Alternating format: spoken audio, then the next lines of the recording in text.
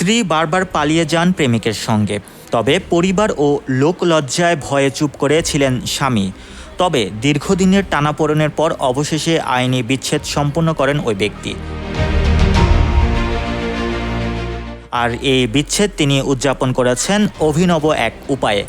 4 বালতি দুধ দিয়ে গোসল করে সামাজিক যোগাযোগ মাধ্যমে ছেড়েছেন ভিডিও।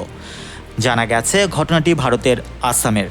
দুধ দিয়ে গোসল করে বিচ্ছেদ উদযাপন করা ওই ব্যক্তির নাম মানিক আলী। স্ত্রী বিচ্ছেদের মতো বিষয়ে তার এমন উদযাপন দেখে রীতিমতো হতবাক নেটিজেনরা।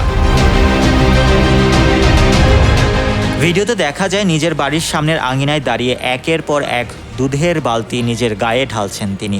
সেই সঙ্গে বলেন, আজ আমি মুক্ত। সে বারবার তার প্রেমিকের সঙ্গে পালিয়ে যাচ্ছিল। পরিবারের সম্মান ও শান্তির কথা ভেবে এতদিন চুপ ছিলাম। এখন যখন আইনিভাবে বিচ্ছেদ চূড়ান্ত হয়েছে, আমি আমার স্বাধীনতাকে দুধ দিয়ে গোসল করে উদযাপন করছি। Mohammad Rasel, news 21 international desk.